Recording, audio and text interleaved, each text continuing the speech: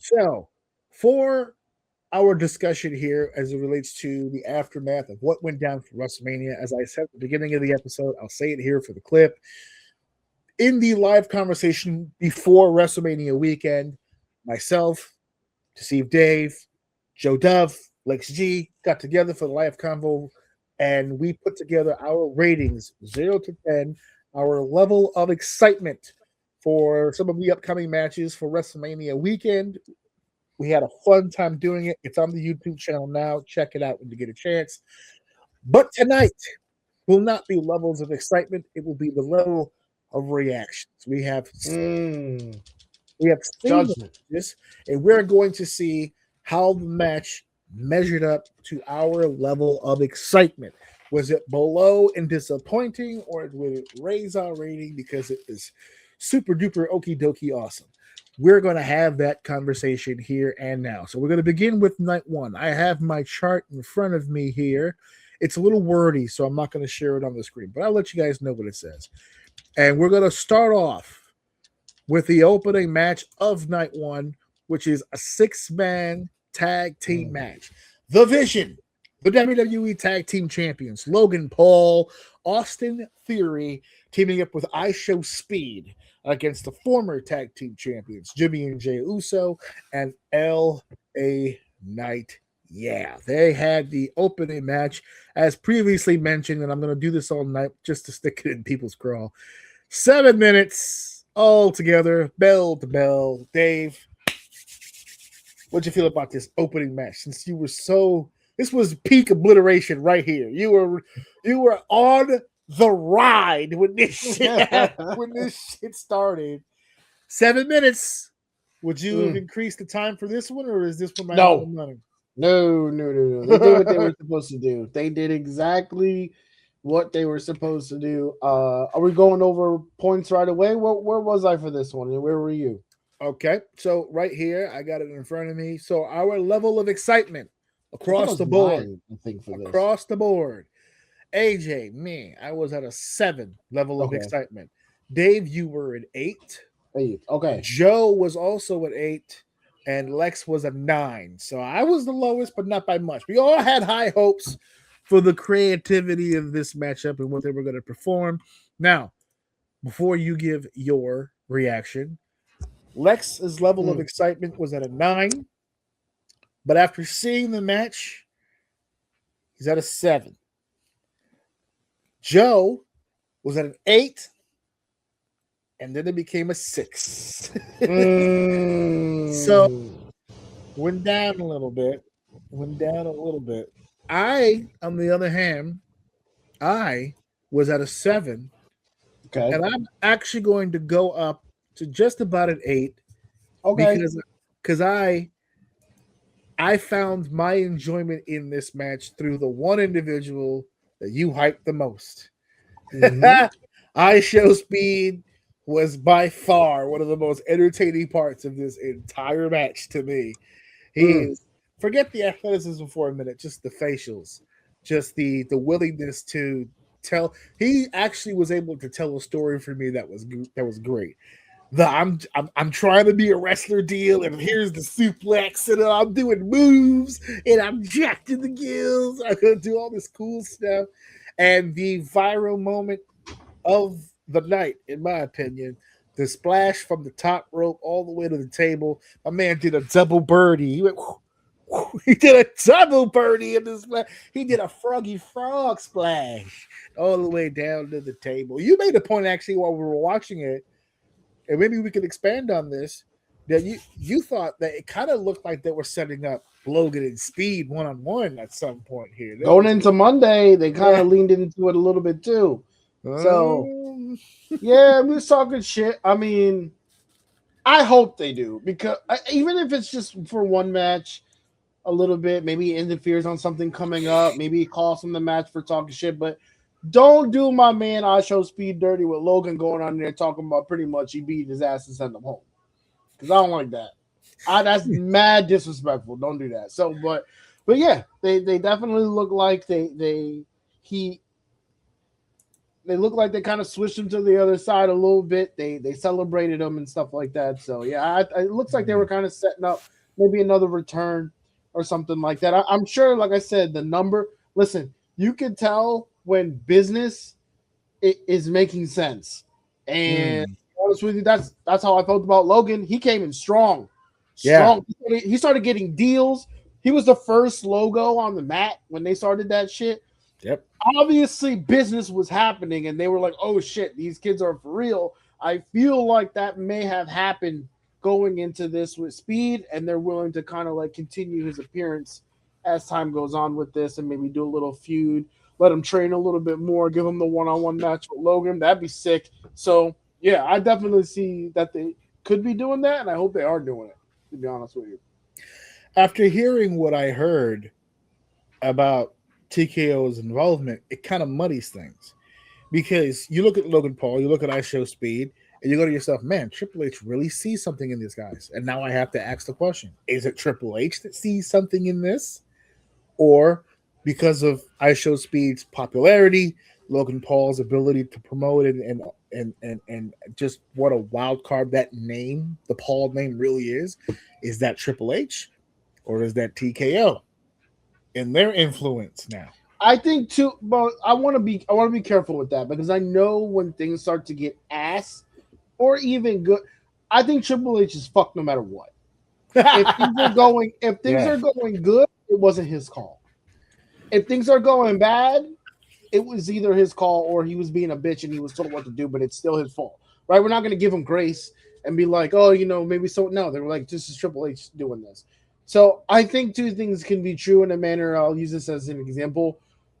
Two things can exist because on the same program, we had I Show Speed, who did well, and we also had Jelly Roll.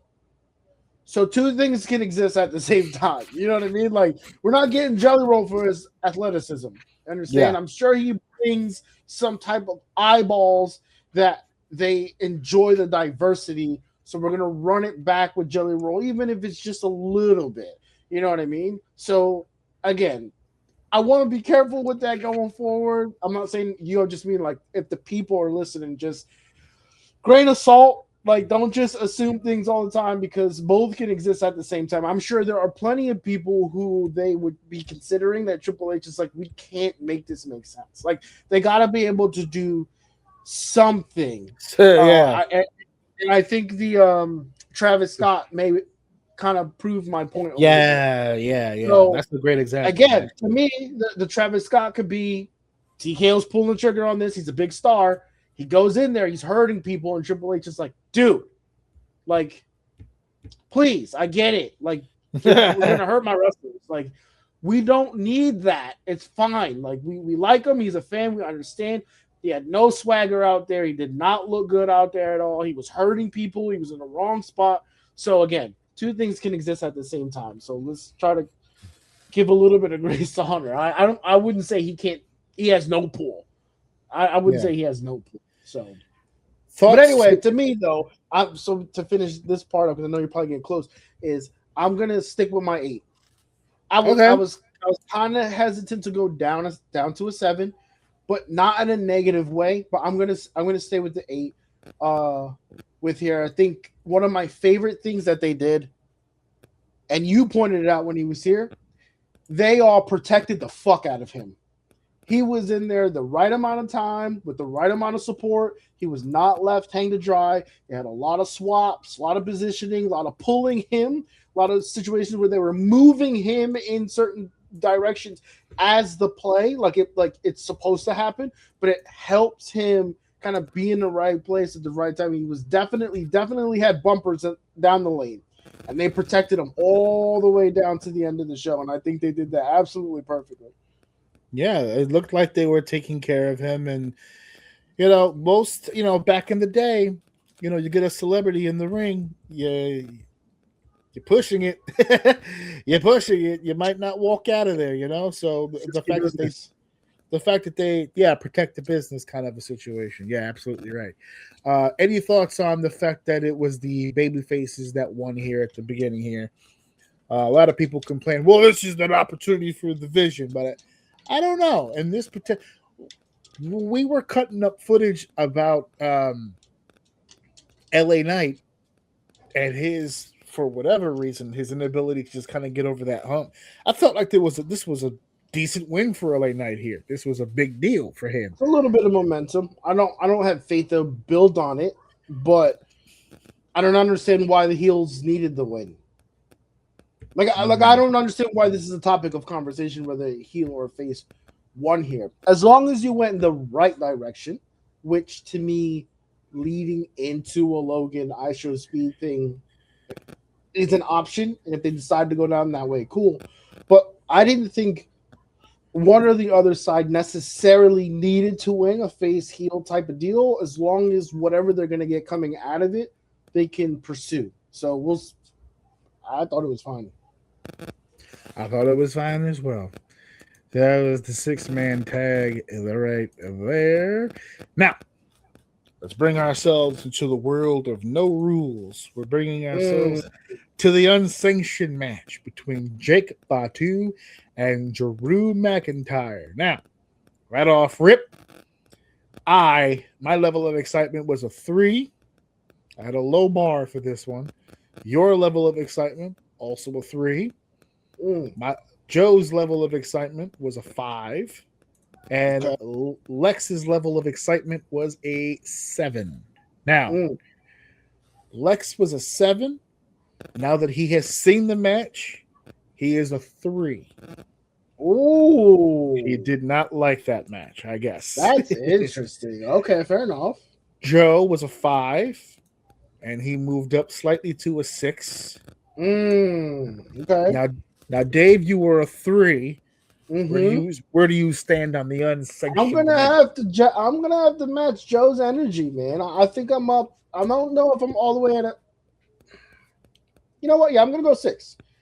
I'm gonna go 6 with Joe. 6. I'm gonna match Joe at a 6, and the main reason why, to me, is because honestly, for exactly what your reason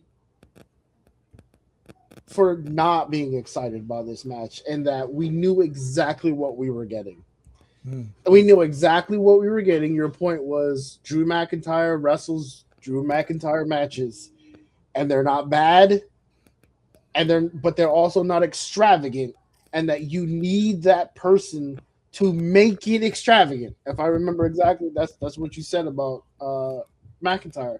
Mm-hmm. I think that's what made it good. And the reason why is because I see Jacob Fatu as an up-and-coming star. So, to me, that's a good match at a high level for Jacob Fatu. I don't want you to go nuts. I'm going to show you pacing. I'm the pace guy. Follow me. We're going to have a bang match. It's just going to be good. It's going to be it's just going to be salt and pepper. That's it. Just a little salt. Just a little pepper. That's all it's going to be. Fucking clean. And it was clean. There wasn't a lot of mess ups. They were all in the right place at the right time. They beat each other's ass. Drew gave you what you came for with Drew. And Jacob got a lot of experience. He did his thing. He looks awesome. Because of the consistency, because of the reason why you thought this may not be that good of a match, I'm going to bump it up. I think it was a solid match. Oh, my goodness. Okay. All right. So, my level, I'm looking at the sheet now, and it's kind of funny because Lex was a 7. He dropped it to a 3. I'm a 3, but I'm bumping to a 7. I'm going up. We're inverted on that one because I was going to bring that up as part of my explanation, but you got to it first. But I'm going to piggyback. I'm going to use it anyway.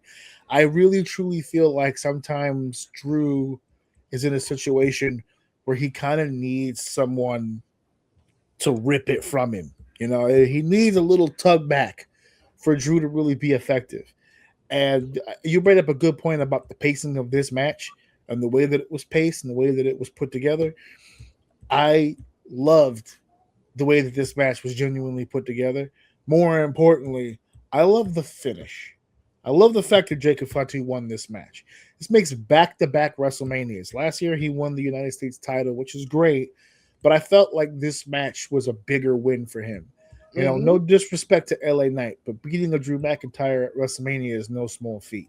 And the fact that he did it in an unsanctioned match doesn't take away from the win for me. I know that it was first of all, a man his size, he nailed everything. That moonsault, that moonsault bro. through the table. That's not even. By the way, that's not a moonsault to a guy on the floor, where he has all the time in the world to complete that moonsault. It's higher up. He's got a moonsault a whole hell of a lot faster. Yeah, he got him on the table. He just went for it. He did no sliding up. Did it. Yeah. So I actually, this was a really good match. This is one of those issues, like I said earlier, about eating crow. I'm eating crow on this one because I really did have a low level of expectation for this, but the boys showed up and they brought that main event energy to this one. I still don't like unsanctioned as a match.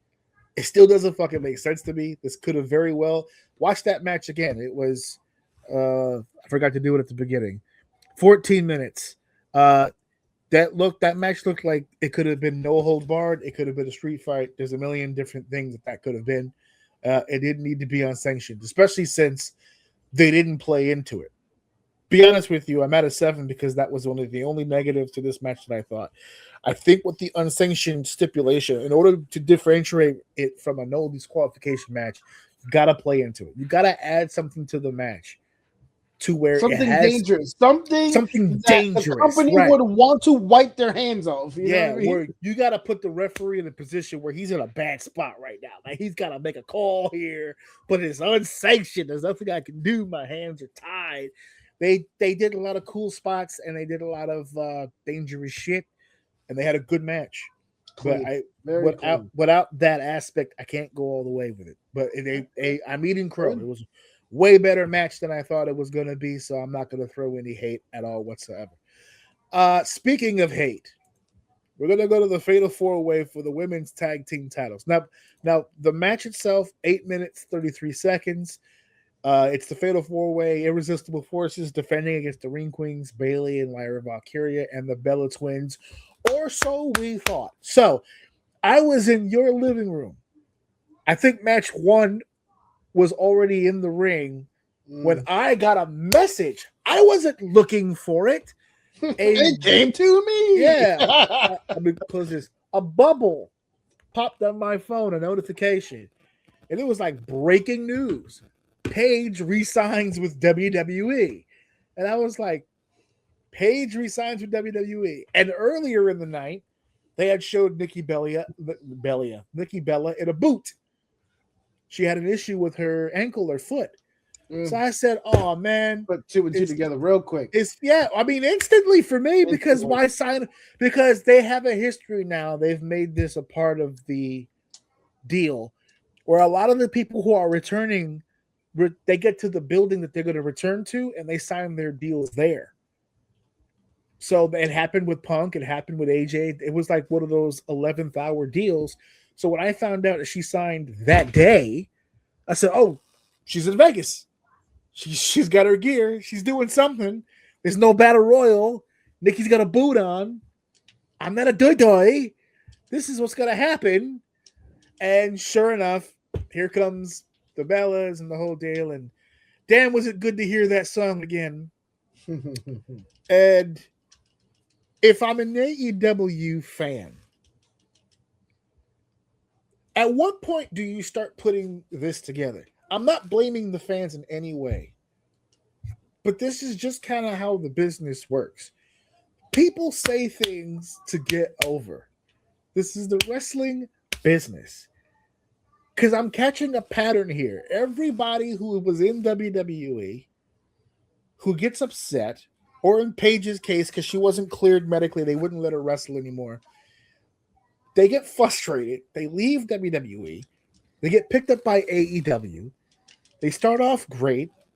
Everything goes to shit because when you're a WWE superstar, you're used to things like structure and responsibility and accountability. And when you go to a company where the boss just looks at you and goes, so what do you want to do? And there's nothing really, like, there's no There's nothing there. It's an empty vessel. It's just here. Do something with this. Mm-hmm. They lose themselves, and then they disappear for a while. And Tony continues to pay them for as long as they're away. And then the contract runs out, and then they go back to WWE, and they all give the same speech. I'm home. Because that was Paige's whole press conference at the end of it. I'm back home. I'm back home in WWE. I should have never left. God damn it. The water tastes better. It's sparkling. AEW was so terrible that Punk came back and just said, all right, fuck it. Yes, sir. I belong here. Don't ever let me leave again, you fucking idiots. God damn it. This is one of those situations where let me give you the levels of excitement for this one, okay? So I was at a 3, my level of excitement. I'm going to stay at 3, and that's including the factor that I was excited about Paige's return, okay? You were a 3. Joe was a 5, and Lex was a 7. Oh, excuse me. I'm reading the wrong numbers. I'm in the other box. I've never moved it down. Excuse me. Never want to be in the other box. Dude. For the that's where divorce happens. My level of excitement was a 5 for the tag match because I was trying to.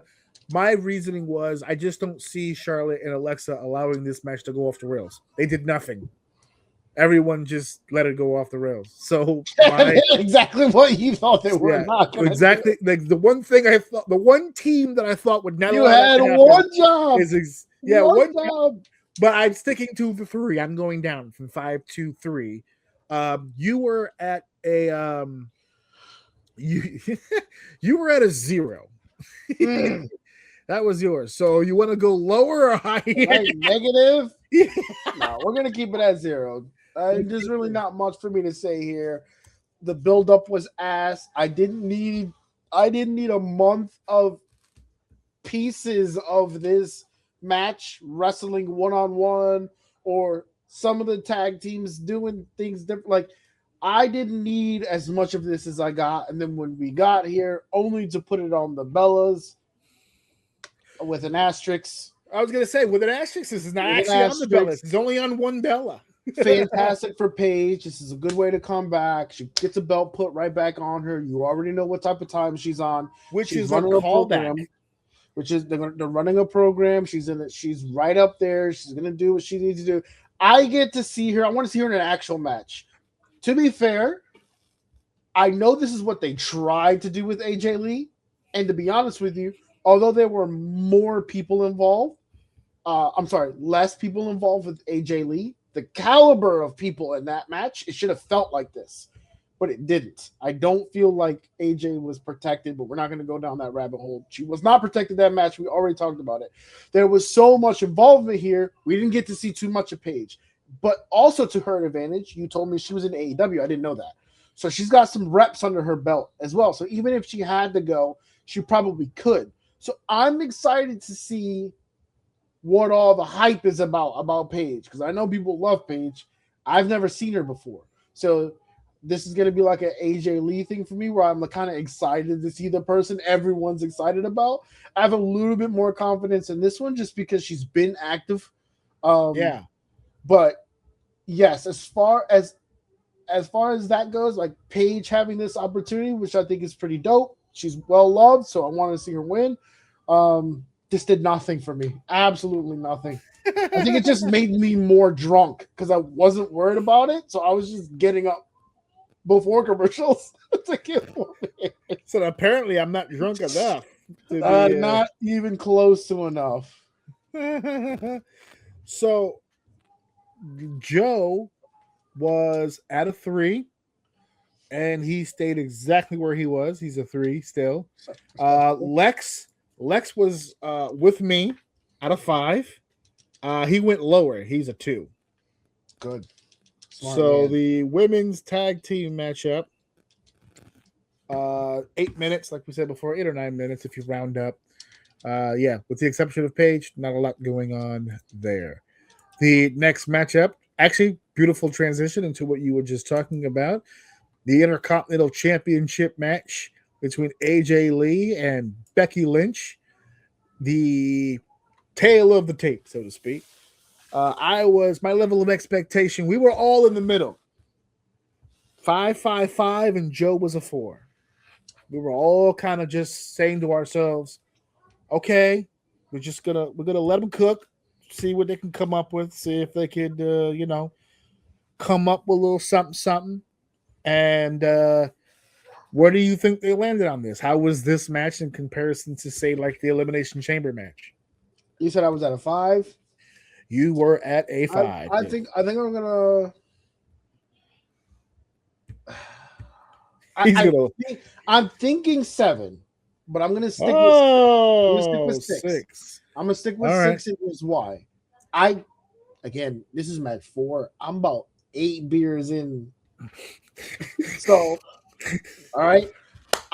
That could be the reason why I don't remember most of this match, but for what I do remember, I was impressed with basically what I was expecting out of AJ Lee. I got, and Becky. I shouldn't be saying this, and at night 2, I kind of have to let it go.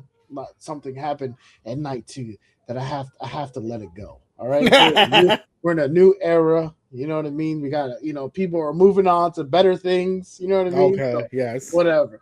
But I've been a little pissed at Becky for quite some time, and not outside of the whole Bianca squash that I think still to this day was one of the most unnecessary things I've ever seen. You still standing on that? Still standing on that? Yeah. So I gotta let it go. I gotta take Becky for what she's doing. With that, she was standing out like a sore thumb for me, but I'm starting to kind of understand why. Fast forward up until this point, I think she's just gonna have trouble being who she is because there really isn't a lot of people that can match her energy.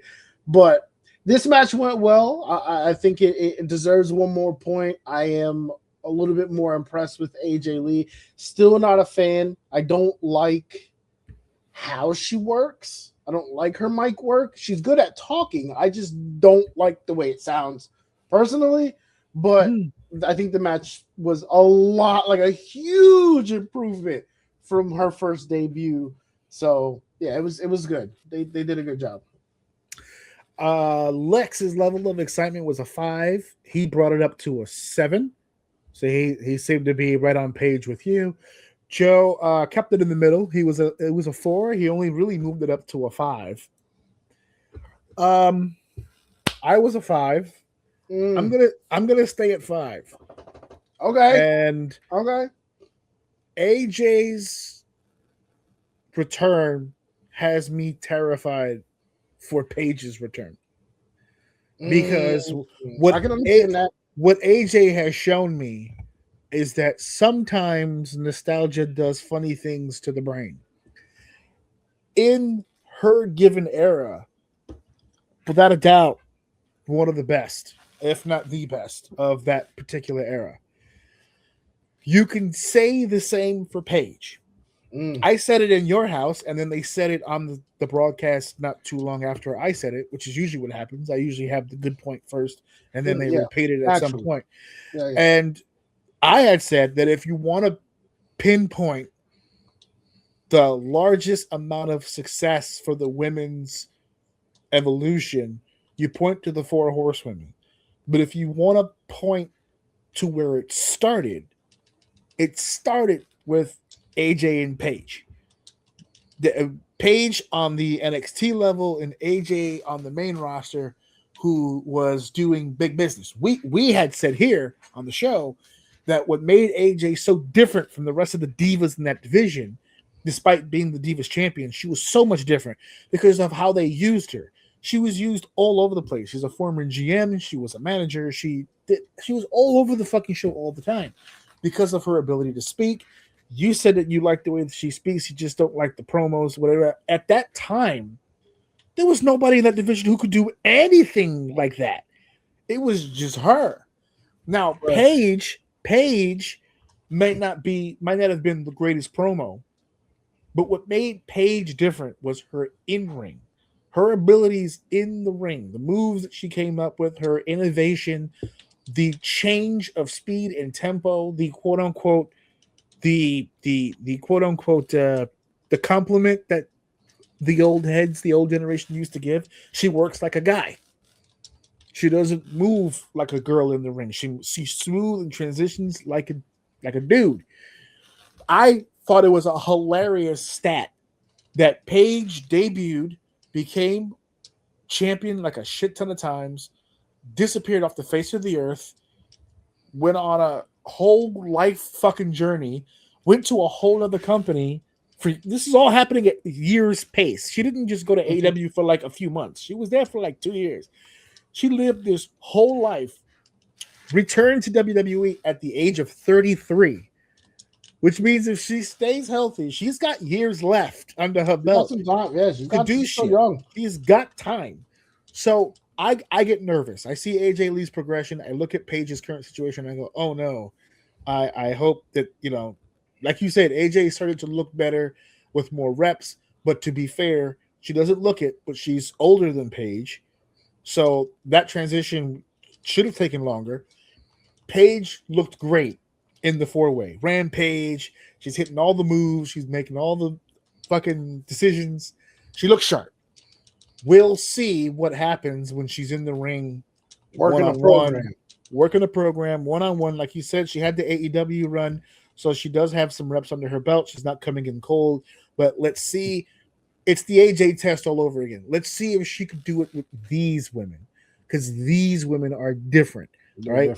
No disrespect to Emma and no disrespect to the women of that generation, of that time period, but there was a reason that the generation after Paige and Emma were the ones that took off. Okay, so we'll see how that goes. That weight class of it's like the 03 class, not the 03 class. It's like the 96 class of the NBA draft in NXT, when it had Charlotte, Becky, Sasha, Bailey, that it had Alexa, it had just a litany of people, and then a flow after that happened with Rhea and Bianca, and the current crop right now is dope in NXT of women. So Paige is going to have a plethora of opponents to go against should they put her in that position. So this match was not bad at all. I enjoyed it. I'm going to tell you this. Where are we at? At 8 minutes? A lot of people with the complaint, you know what? On the 8 minutes, because I think, to be honest with you, I think one or two of these women would have ran out of gas if it got past the 8 minute mark, which would have made the match look a little bit more clunky, would have exposed them a little bit more. I think the 8 minutes protected them. They were able to go balls out and not have to worry about the conditioning. So that's good. I'll take it. So that's good for me. That's a good match. Let's go over to Bam. Seth Rollins versus Gunther. Now, before we critique, let's get the numbers first, because let me tell you something. We were hyped for this one. Level of excitement was through the roof. I was a 9, you were a 9. Lex and Joe were both perfect 10s. This was the match where we sat here on this show and said, you can't fuck this up. You just can't fuck this up. If Seth's shoulder is good, this match is going to be fire. And folks, this match was fire. this match was fire. I'm not going to hold you. I was on pins and needles for time. I was like, fuck, what's he going to say? No, this was, first of all, motherfuckers went. Dude. First of all, 17, if you round up 18, because it was 17:52. So about 18 minutes. And it flew by, folks. If you could have given me a few more minutes, I wouldn't have been mad at you. They fucking cooked. Gunther and Seth Rollins. Boy, when I tell you that these two are the best fucking wrestlers on the goddamn planet Earth. We said on this show, both of these motherfuckers could take a nap for an hour and wake up straight from the nap and tie up and give you 20 easy.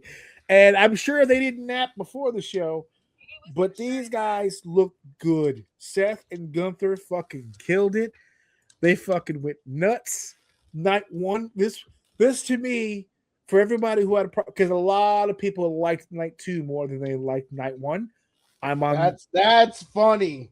That's funny, because that was not the story going into it. I know. I know, and yet night 2 got all the praise. I'm on board. I think night 2 was better than night 1, but I don't. This match on night 1, don't. Hey, don't sleep on the Gouda, and don't sleep on this match right here. Don't This sleep one, on the Gouda. this shit was fucking bananas. So, like I said, everybody here was a 9, 9, 10, 10. Lex was a 10. He went down to an 8. Really? He did. Up Joe went down to a 7, and they were both 10s. They were both Wow. 10s. You were Wow. a 9. You were a 9. I Where are stand on you it. at? Stand on that it. 9. I stand on that 9. I refuse. I even kind of low key want to bring it. No, it's a 10. It's a 10 because the match alone tiptoes a 10. But then when you add that motherfucking Bomb Breaker running straight down the fucking ramp at full speed, I thought someone was gonna die. Whether it be Braun Breaker, you know how like you get into a motorcycle accident, it's kind of tough to get back on a motorcycle because you're just a little nervous. Little PTSD. That motherfucker jumped right back on the motorcycle because if I came off an injury like that and did a full sprint into a damn near half height front flip, let's be honest, that's what he did. He didn't jump vertically up in the air. He jumped horizontally and did a front flip. Okay. You'd have to talk me into it. This man went out there. It was a great last point. Sometimes, quite often actually, good matches can be ruined by bad moments and interference. Maybe it doesn't make sense to me. It just wasn't good. Yeah. This one ended well. This one ended well because it's driving a story. It's driving a narrative. The interference was what they did it well, and the match was just a fucking banger. Yeah, this is a 10. What the fuck am I talking about? Yeah, it's a 10. 100%.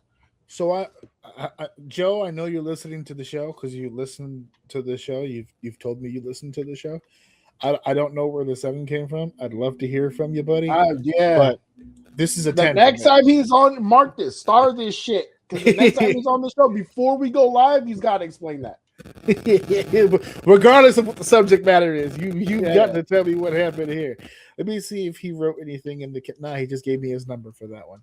But to me, this was a 10, and it's a 10 for 2 reasons. A, you brought up Braun Breaker, and you brought up a point that I was going to bring up, which is the PTSD of the injury, right? There is something to be said. There is an element of pro wrestler in a guy when they get injured doing something, and the very first thing they want to do when they come back is the thing that they did when they got hurt. I have seen that before in the past. It's rare.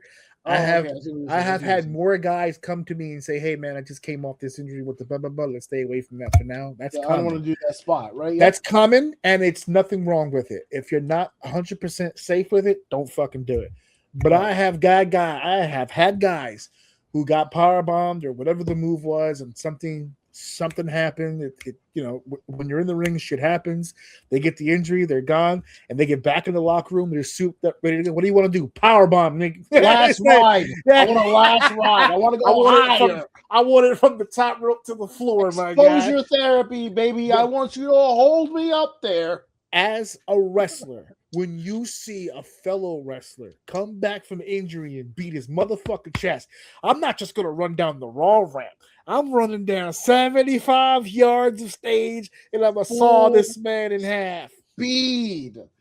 My God. You know, like this new thing the guys do now when they hear somebody rap and they hear something go, yeah, they got the. When I saw him sprint and hit that spear, I said, he got the stink face. He's cooking. He hit that spear. He hit that spear full momentum, did the flip, did the spin over, and landed on the ring like this. And you were like, bars. Bars. Bars. The second reason why I love this match, to me, it's a perfect 10 because This is the pure definition of driving your car. You hit a pothole and it fucks your wheel up. And so you slow down, but you keep driving. And you make that wheel work for you, and you make it work for you, and you make it work for you, and you get home and you're able to fix it, and now you're back on the road again. You didn't let it stop your momentum. You kept moving forward. We did not know when we got to WrestleMania that we would be at Rollins Gunther. Somehow we got there behind the scenes, and you had to try to make it make sense on screen. I stood alone on an island when I said the reason they gave to me made sense. Because all I had to do was turn off my WWE brain and turn on my AEW brain. With the concept being, fuck a build-up. I just want to beat your ass at WrestleMania. Well, I want to beat your ass at WrestleMania. Okay, let's go. And then they get to WrestleMania, and they have a banger of a match. But by the end of the match, they found a way to connect the dots back to the road they were headed to before we got here. Yep. Braun was the busted tire, but they needed to get that car moving. You can't stay in place. You have to keep moving. So they found a way to keep it moving, and they got to the house, which was WrestleMania, and they fixed it. And now Braun and Rollins, I don't know if anybody saw Raw last night, they've continued that. We're back on the Vision track.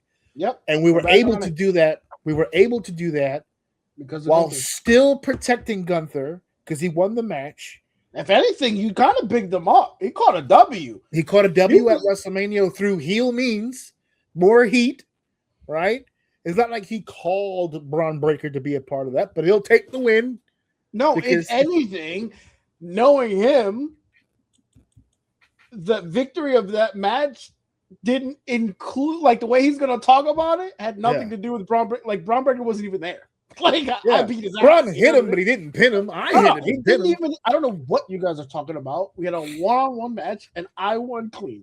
No fucking clue. Like that's the type of shit he usually be on, and it works perfectly for him. And if he ever gets tired of hearing it, guess what? Let's run it back. Let's run it back. Because now there's a seed there where it's like, because Rollins can come back and say, "You won at WrestleMania, but you didn't beat me. Braun Breaker beat me." So if you really want to settle this, let's do it one more time at SummerSlam or whatever the fuck. And really settle it out. To me, perfection. This was perfection. And it's not the only match that I'm going to use that word for as we go along with this. You have to make these type of pivots. It's very rare. It's very rare you get the opportunity to be able to do it this cleanly. So yeah. I want to clip out every segment that Rollins, Breaker, and Gunther have been in since the injury to Braun all the way to the segment last night, and I want to clip it together, including the match, everything that they've done, and I want that to be a highlight of what it means to improvise on a high level. There's so many factors to this. You got to take your ego out of it, for sure. You got to work together on how this is going to flow. You've got to put the kind of match together that's not going to disappoint the fans, but still gets us to where we need to be. You got to make sure that everybody's health is in order, because the only person in that match that wasn't injured or coming off of an injury was Gunther. Seth is performing, but it was his first match back since the shoulder injury, and Braun just came back from a hernia. So everybody is on pins and needles right here. And they managed to cover all of it. And let me say here and now, what does it say about Braun Breaker's position in WWE when the minute he showed up, it felt right. Yeah. It felt like, oh, thank God he's back, because now we can go down this road. That Vision is struggling. Yeah. Without Braun, it was not to say anything bad about Austin Theory or Logan Paul, but they're not supposed to be the front, right? Right. They're not. There's no element of danger to Logan Paul and to Austin Theory. That doesn't mean they're bad wrestlers, but there's no aspect of badassery. There's no danger. They don't have enough time in the game right now. No. Braun Breaker is a goddamn ball of intensity. They have something humongous with this guy.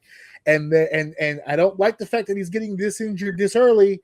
It's not a good sign. But I love the bounce back. I love the mentality. I love that he kept the intensity. I love that he just, like I said, that spirit. I just, I tell you, I was just about to say it's okay. Let's get him to work smarter. But this dude just ran full speed down the ramp, so I don't think he has. In my mind, and it's a terrible comparison as far as in-ring ability, but he's like a Jeff Hardy to me, where it's just like I feel like sometimes the pain makes him fucking better. Like last night when he got hit, exactly what you mean. When he got hit with the chair last night, it was supposed to be a chair shot to the back. Seth got him a little high. The edge of the chair busted the back of his head open. That's where the cut came from. Okay. I must have looked away. So I'm like, why the fuck is he bleeding like this? He sold to the outside. Then there was a whole thing in the ring, but while he was in the outside, he was trying to shake the shit off because the stars off. No one cares about the blood. It's just a matter of you got your bell rung, so now you're just trying to make it through. We gotta finish the segment. And he gets in there when he finishes everything, and then he uses it where it's just like, and he puts it on himself. He's built for this shit. He was born into this shit. He's amazing. Not to say anything bad about anybody else in this match. Like I said, flat out fucking 10. I love it. I absolutely fucking love it.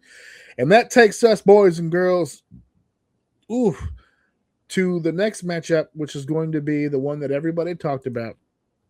The WWE Women's World Championship match. Stephanie Vaquer. What did I just... it's Stephanie Vaquer, right? Stephanie Vaquer? I'm listening to everyone say it.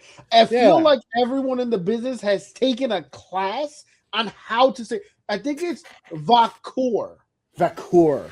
Yes. It's like Va or Vac. Because people have been Q part is core. Like almost like core, but core. I've been trying to make sure I'm saying it right too. And everyone says it exactly. I know that sounds stupid. It's becoming a running joke. But when someone's last name's like that, so difficult to say, and everyone is saying it correctly the same way, I know she gets asked constantly, how do I say it? I don't want to get it wrong. It's becoming a running joke in the comments to our YouTube channel that I'm not YouTube channel, I'm sorry, on our TikTok, that not only am I saying it wrong every time, but I'm being consistently unique with it, that I keep getting it wrong in different ways. It's one of those names, though. It is. That's why I'm trying. So the level of excitement for this match across the board here, everybody was at a 10 except me. I was at a 4. And so I feel this is an unfair situation for any of us to really give grades to this particular match because of the situation. I am not a Liv Morgan fan, but I will say this. Based on the work that was put in to building this match, if you want to make an argument for the 3 women's matches all being short, if I was going to add time to any of them, it would have been this one. I don't really feel like this one was fleshed out. And I know for a fact, I could prove this, that I'm under the assumption that they were told they had more time and then it was cut. Because I could tell by the way this match was put together, there was a lot of moving parts and it was happening really, really fast. Now, I had asked a question to you because in true Liv Morgan fashion, I took a dump during this match. I had to watch it later. And that's also a bad sign. I went to the bathroom when the match started. It was over while I was still in the bathroom, which is not good. So when I came out, I had asked the two of you, did she win clean or did she win as a heel? You had stated that it was not clean. Not clean. I don't understand why your wife's saying it was clean. She did not win clean. Okay. There was an interference. Wait. So I watched it back. She won clean. Oh, and here's the reason why I feel like it wasn't successful doesn't mean it was no. But hear me out, right? So this is my evidence, my case, to where I think the girls in this match, in particular, got fucked. Because I think the way they put this together, there was more that was supposed to happen, and then when the time got cut, there was some spots and some moments that slipped through the cracks, and they didn't account for it when they were cutting the match down, because the match itself is taking place. Raquel and Roxanne get involved. They did, in fact, interfere.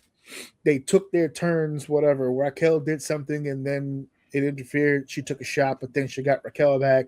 Roxanne did something and then took a shot, but then she got Roxanne back, and then back into the ring with Liv. And then at one point, Steph dives over the top rope and takes out Roxanne and Raquel. At that point, that interference is hanging on by a thread, because the actual interference itself didn't cause Stephanie to lose the match, so it's not a heel finish at that point. When Steph dives onto them, that negates them from the match. But technically, because Steph's focus is on them, you could still count this as interference. Hey, listen, if you don't believe me, Liv said it herself. Until she does take her out, then goes back into the ring and goes on offense. That negates all interference. It doesn't. It completely. She is in control of the match. The interference did not work. It does not. Now they're in your head. They're in your head now. But she's not anymore. She just took them out. They're still out there. Negated. And then they're on the floor. Being out there doesn't mean anything if they're in pain. And now, not only are the two out there, she's executing offense on Liv. She's in control. And then there's the backstabber turned into a code breaker, turned into Oblivion. So not only did she negate the offense, Liv executed several moves before actually finishing her off and pinning her 1, 2, 3. Now, this is where I feel like they got screwed right here, because everything I just described to you was part of all sequenced to be a part of their finish. But the match itself was only 7 minutes. So they did their usual beginning to start. They had a hurried up finish, which means I could tell by the match structure they gutted a lot of that middle. They took a lot of that middle shit out. Here's what we're gonna do. We're gonna start off this way. Listen for the call in the middle to get this thing going. When the girls come out, now we hit into this sequence, and then we're gonna do bing bang boom, and then you're gonna beat me 1, 2, 3. They had to condense it. So of the 3 matches that happened in a row, actually it wasn't in a row. Gunther and Seth broke it up, but between the 4-way being 8, and we didn't mind the 4-way being 8 because it was the 4-way. Becky and AJ, I just said 2 seconds ago, A-okay with the 8 minutes. Anything more than that probably would have blew them up. The match is going to start getting clunky at that point. No need, right? This match, hello, not a Liv Morgan fan. This match, I have to admit, they were screwed. This match probably would have been a little higher up if they would have had more time. Now, it's no guarantee. Like I said, it's still Liv Morgan. Maybe if you give him 5 more minutes, she shits the bed completely. I don't know. But I feel like it would have been a fair. I feel Liv, and again, I don't like Liv, but I feel Liv and Steph deserved a little bit more time. And don't feed me the bullshit about, well, they were just both recently injured and we didn't want them to go too long. You had Liv in the ring the very next night against Sol Roca. So I don't want to hear that. I don't want to hear that. So the level of excitement, as I said before, for this particular match, 4, 10, 10, 10. What was your number? 4, 10, 10, 10. Yeah. For this shit? Hold on a second. Let me. Wait, no, yes. I'm sorry. I'm getting mixed up. You are correct. Yeah, no, I'll confirm here. Yeah, the guys were all 10s. You're right. Yeah, if you look at the clip, the only reason why I shit on it at all is because everybody was hyped on the build. What was mine? Yours was 10. Was 10.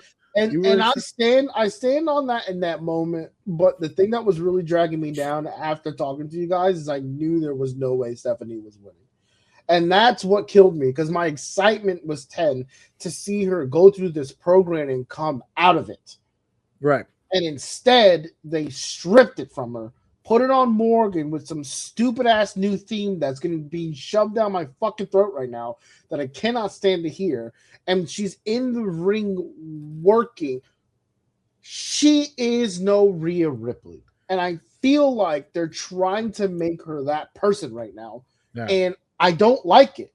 I do not like seeing her shit on the women's division with two of her family members standing right behind her who are women in that same division. I know you can say, oh, it's part of the act or the whatever. Then don't have her in the group. It doesn't make sense to me. If you want her to be an individual who is, it's part of the rub, like that's part of her being an asshole. Fair. I don't like it. I think it's stupid. Don't be a part of a group that you're calling family, because I can already see the writing on the wall.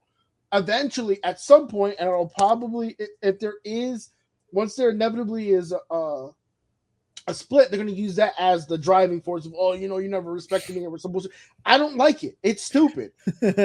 Especially when there's, in my eyes, I know you can spin all that bullshit you want about them being out of the match. Even Liv said herself she couldn't have done it without her family. And if that's the way you're going, I just don't like that type of storytelling. If people like it, they like it. I don't like it. I think it's stupid. And she's the front runner with Dominic. I'm sorry, bro. Maybe she is money-wise. I don't know the numbers, because at the end of the day, when I see it, my brain goes straight to the fact of, okay, she might do more numbers. It has to be, because it makes no sense to me that Liv Morgan is the focal point when you have Dominic Mysterio in the fucking ring playing as her pet. The writing in this group to me doesn't make any sense. And to be honest with you, I came to a realization when you guys were all bigging up JD McDonough, I was so confused. I'm like, wait, who is this y'all talking about who's fucking nice? Nice? What are you talking about? And I kind of like started watching a little bit more. And I'm like, oh, he's getting lost in the bullshit of the thing that I don't like about this group. Yeah. So my problem with this match obviously stems a little further outside of Liv. I like the work Liv is doing. I don't like it in this group. I think it's terrible. She shouldn't be the front runner. She is not the front runner here. She can be picked up by her little neck and thrown out of the ring by anyone, almost anyone in that ring. There's one woman she could actually have a fist fight with Roxanne. Everyone else would toss her to the side. She's not bossing anybody. I don't understand what's going on here. I don't like it. And the fact that they built this good, they talked a lot of shit. Steph should have came out on top on here.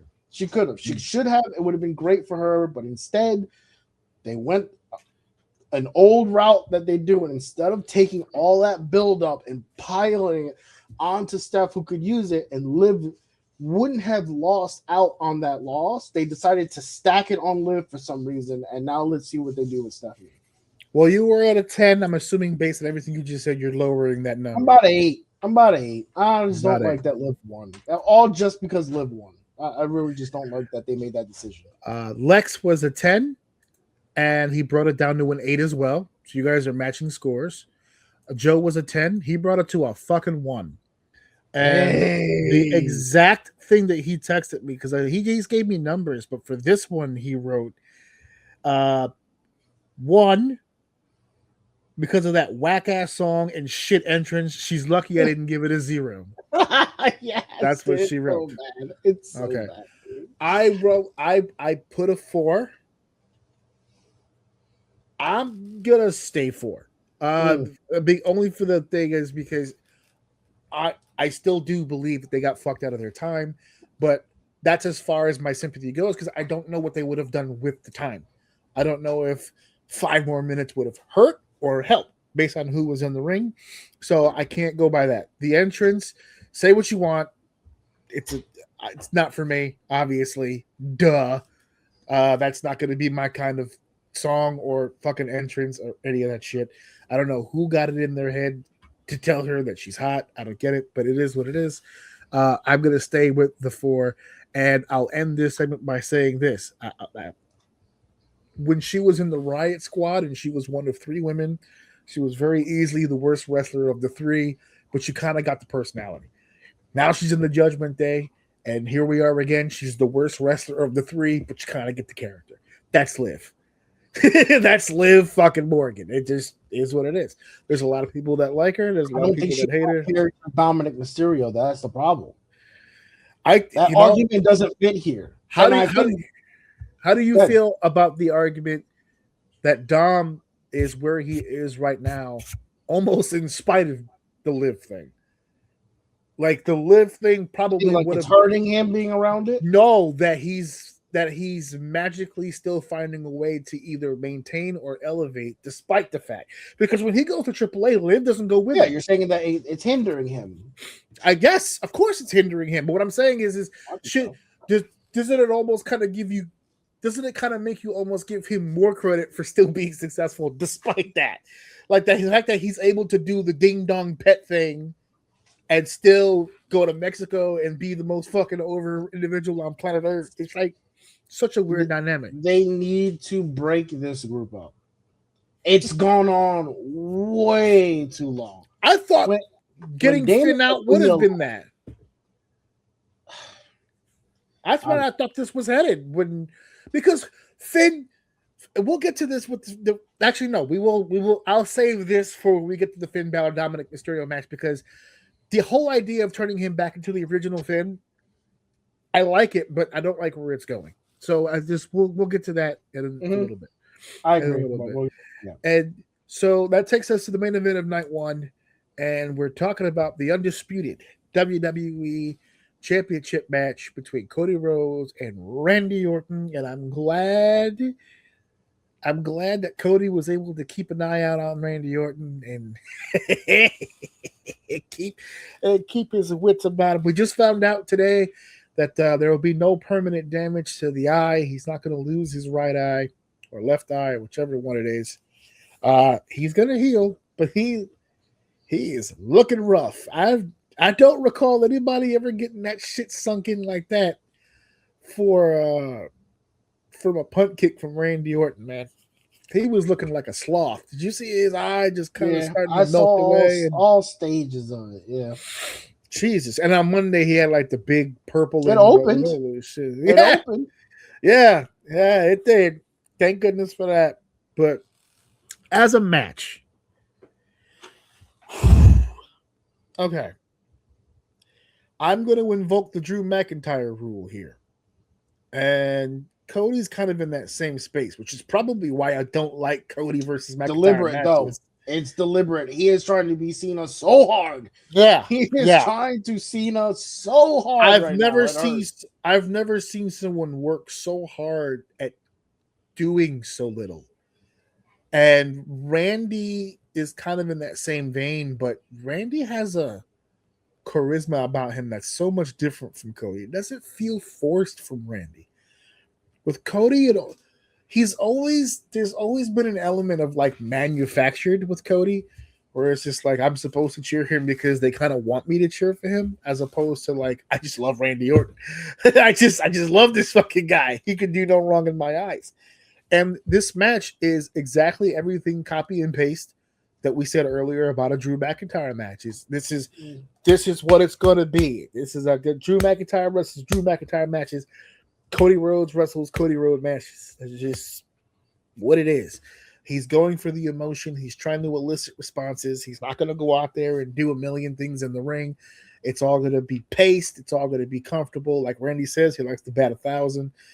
The level of excitement from us for the world title match, I was a 6, you were a 5. Lex and Joe were both 7s. Lex went from a 7 to a 4. Joe went from a 7 to a 5. You were a 5. You'll let me know where you are. I was a 6, and I'm bringing it down to a 4. Because fuck it. I'm matching you at 4. 4. And they were the ones that got the time, and they're the WrestleMania main event, so I get it. But I think this particular match is the argument that you made earlier, that sometimes you don't want the match to be in too deep a water. You don't want it to get that long. I think this is a much different match if everything happens at 17 instead of 22. I think it's a much different match without the bullshit. with the extra shit. If it was just Cody and Randy, I'll stay at 5. Well, we But just had the extra conversation. unnecessary. We just had the conversation at the beginning of this episode. For those of you watching, I'm going to click the whole segment out. Wrestling Talking Points. Go listen to it. We just broke it down. Mark Shapiro, the president of TKO, saying they've got their hands in creative. I want to take points away for that. This was a 20-year feud that didn't need all this extra shit. We didn't need a Jelly Roll. We didn't need a Pat McAfee. We didn't need any of that shit. But now we're all learning that it wasn't really up for fucking discussion. This shit's gonna here are the toys, make it fucking work. Maybe we should applaud that it was limited in the sense of Pat kind of got taken out by Jelly Roll at the very beginning, and then they were allowed to kind of have their own match, and then Pat McAfee comes back out at the end to be a part of the finish, even down to Randy Orton RKOing him to sever the relationship, so we don't have to see this anymore. But it just looked like that whole the handling of Pat McAfee just felt petty, almost. Oh, you want him at WrestleMania? Okay, cool. Pat, go out there, do the ring introduction, get some heat for him. Stand out there, try to get a little involved, get a little handsy with Cody, and then Cody's going to fucking give you all of his moves and fuck you up and then throw you out into the outside area, to which Jelly Roll will use his jitsu to arrive out of nowhere and splash you through a table so that you can come back here and take a break, and then we'll put you in a neck brace and a referee shirt later, and then we're going to have you go out there, count to 2, which you should count to 3, but fuck it, because what sense does that make? You're trying to screw over a champion and you stop at 2. And then your excuses, you look at Randy, you go 1, 2, you look at Randy, he kicked out. What the fuck does that matter?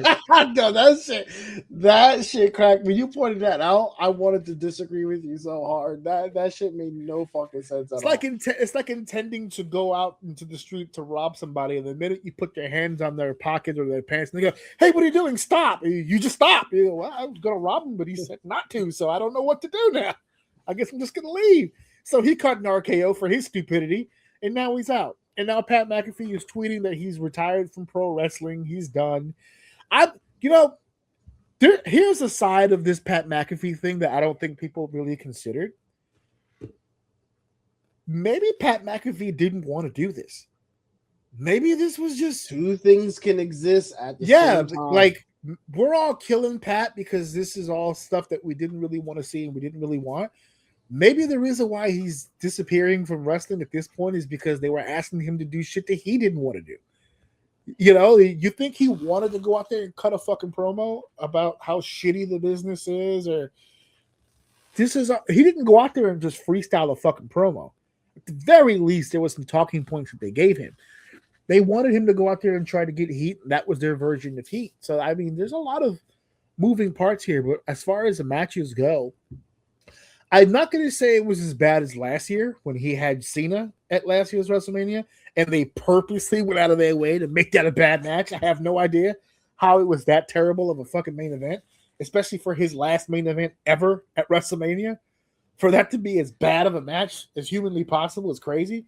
This match was a little better, but there were so many bells and whistles on this that it just took away from the actual drama and the actual enjoyment of this match. And I think everyone felt it. This was not appreciated by a lot of people. This was not.